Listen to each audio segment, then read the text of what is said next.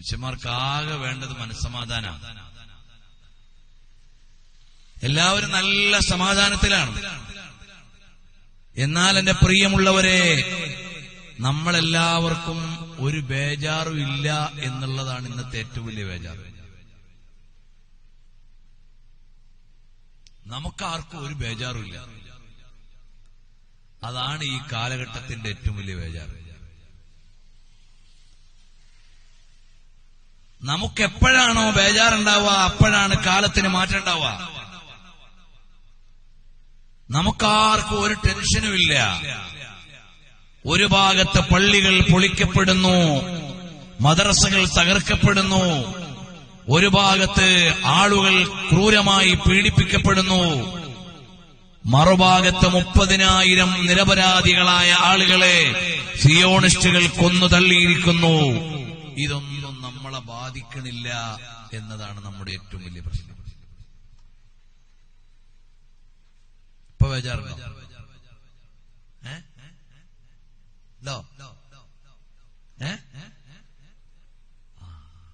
ബേജാറായിട്ട് എന്താ കാര്യമില്ലേ?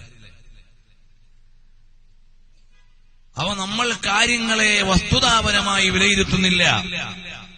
നമ്മുടെ പുതിയ ജനറേഷൻ അവരവരുടെ കാര്യങ്ങളിലേക്ക് മാത്രം ഒതുങ്ങുകയും ഓടാൻ പറ്റുന്ന കാലം ഓടിത്തിമർത്ത് തീർക്കുകയും ചെയ്യാണ്. നമ്മുടെ ഓരോരുത്തരുടെയും കൽബിലേക്ക് കാലത്തിന് മുഴുവനും വേദന എപ്പോഴാണോ വരുന്നത് അപ്പോഴാണ് നമുക്ക് പരിഹാരമുണ്ടാവുക.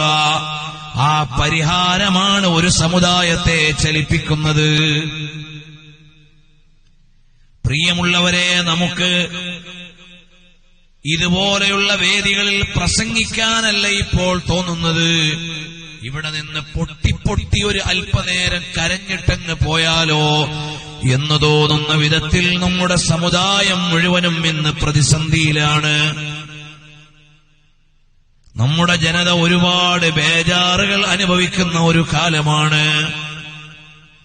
ബേജാറ് ഏറ്റെടുക്കുക എന്ന് പറഞ്ഞാൽ നമ്മൾ പിന്നോട്ട് പോവുക എന്നല്ല, കാര്യങ്ങളെ കൃത്യമായി അവലോകനം ചെയ്യുന്ന ജനതയായിരിക്കണം നമ്മൾ.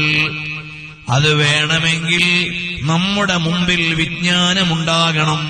കാലത്തെക്കുറിച്ചുള്ള വിജ്ഞാനം വേണം, മതത്തെക്കുറിച്ചുള്ള ജ്ഞാനം വേണം. എന്നിട്ട് നമ്മളൊന്ന് പഠിച്ചു നോക്കുമ്പോഴേ അറിയൂ എന്താണ് നമ്മൾ സമീപിക്കേണ്ടത്, എങ്ങനെയാണ് നമ്മൾ നിലകൊള്ളേണ്ടത്.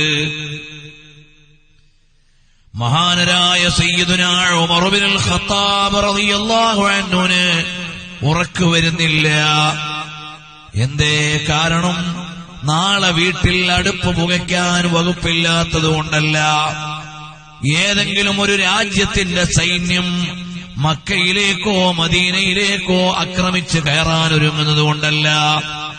മഹാനരായ ഉമറുൽ ഫാറൂഖ് റളിയല്ലാഹു അൻഹുവിന് ഉറക്കു വരുന്നില്ല. കാരണം എന്തേ? വെട്ടുകിളികളെ മദീനയിലും പരിസരത്തും കാണാനില്ല. ജറാദ് എന്ന് പറയുന്ന വെട്ടുകിളികളെ കാണാതിരിക്കുമ്പോൾ മഹാനരായ ഉമറുൽ ഫാറൂഖ് റളിയല്ലാഹു അൻഹുവിന് പേടിയാണ്. അറിയുമോ, മഹാനവറുകൾ ഗവർണർമാർക്ക് മുഴുവനും മെസ്സേജ് അയക്കുകയാണ്. എവിടെയെങ്കിലും വെട്ടുകിളികളുണ്ടോ ഒന്ന് അന്വേഷിച്ച് പറയണേ. ഉടനെ വിവരം ലഭിക്കുന്നു, ഇന്നാലിന്ന സ്ഥലങ്ങളിൽ ഇപ്പോഴും ജറാദുകൾ, വെട്ടുകിളികൾ ബാക്കിയുണ്ട്. അപ്പോൾ ചോദിച്ചു, അല്ലയോ ഖലീഫ, എന്തുകൊണ്ടാണ് നിങ്ങൾ ഇങ്ങനെ ഒരു കിളികളെ കാണാതെ വന്നപ്പോൾ ഇത്രമേൽ ബേജാറായത്? ഇങ്ങനെയുള്ള വെട്ടുകിളികളില്ലാതെ വന്നപ്പോൾ എന്തിനാണ് ഭയവിഹ്വലനായത്? ഉടനെ മഹാനരായ ഉമറുൽ ഫാറൂഖ് റളിയല്ലാഹു അൻഹു പറഞ്ഞതിന്റെ ആശയം ഇതാണ്. അന്ത്യനാളിന്റെ സൂചനയാണ് വംശനാശങ്ങൾ സംഭവിക്കുക എന്നത്.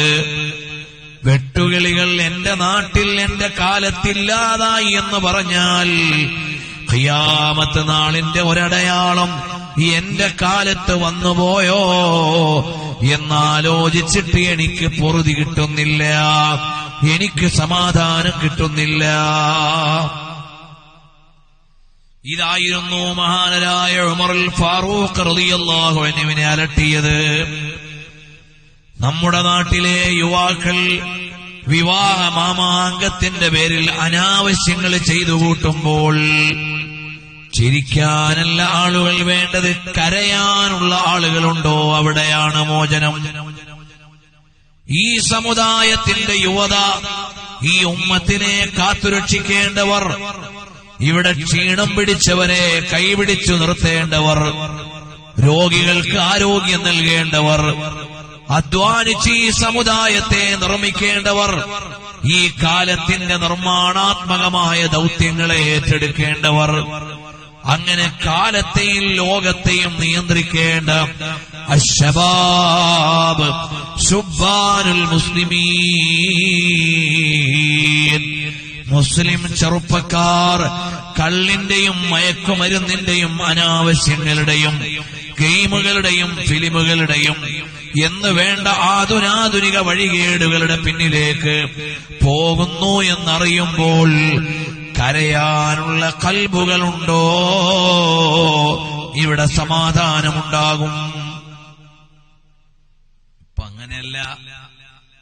ചെറുപ്പക്കാരുണ്ടാക്കുന്ന മുഴുവൻ മാമാങ്കങ്ങൾക്കും ഒത്താശ പാടുവാനും ഓശാന പാടുവാനും കൂടെ നിന്നു കൊടുക്കാനും ഏറ്റവും ചുരുങ്ങിയത് മൗനം ദീക്ഷിക്കാനെങ്കിലും ഇവിടുത്തെ പ്രായമുള്ളവർ വരുമ്പോൾ സമുദായത്തിൽ മാറ്റമുണ്ടാകുന്നില്ല.